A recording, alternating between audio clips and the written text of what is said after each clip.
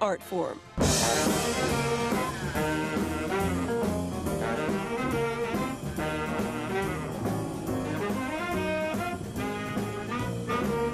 When I looked back at the pictures of Gypsy Rose Lee and Lily St. Cyr, I didn't think of them as being about sex. I thought of it as glamour. The same way I thought of Jean Harlow or any of the old Hollywood movies, and I wondered why they hadn't been given their due. I had them on a pedestal of glamour. It was all about the clothes. It was all about the surface. As the granddaughter of legendary Hollywood movie mogul Samuel Goldwyn, Liz Goldwyn grew up surrounded by glamour. But it wasn't until she was working at Sotheby's fashion department that she became fascinated by burlesque costumes and decided to document her obsession on film. What really attracted to me to this area was that these gowns were 10 pieces. I mean, they were full evening gowns. They were not pasties and G-strings. That was the most inner layer. And the interior of them was as intricate as the interior of a Christian Dior New Look couture dress. So I felt that this was a lost art form, not only in the costume, but also in the performance.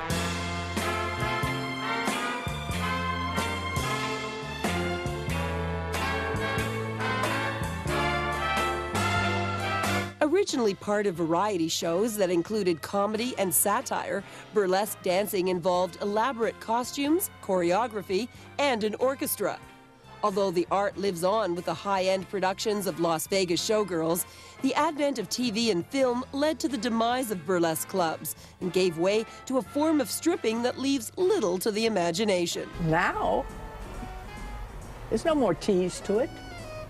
They come out nude, get lewd, and then screwed.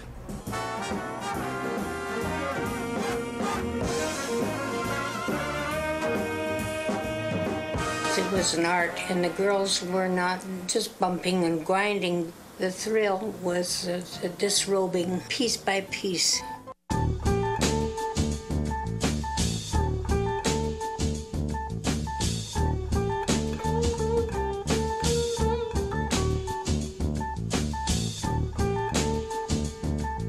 Rita, who is incredible, she stripped with 8-pound boa constrictors.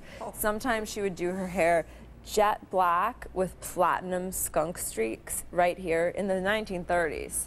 I mean, these are hairstyles that people do now, so it's pretty amazing the way that they were experimenting with their looks back then. One thing for sure, I would lose those shoes. Those are horrible clodhoppers.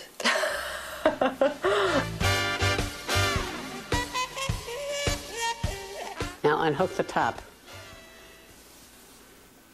and let the dress fall to the floor. Think she'll make a stripper?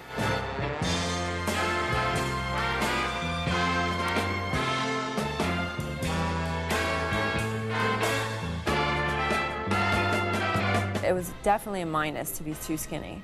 You had to have curves. The more curvy you were, the more applause you would get, the more fans you would get, the bigger salary you would have.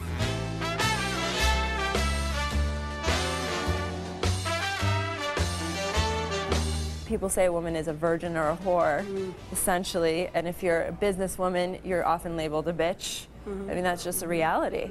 But I think that somehow these women were able to combine, at least in retrospect, looking back, a little bit of both.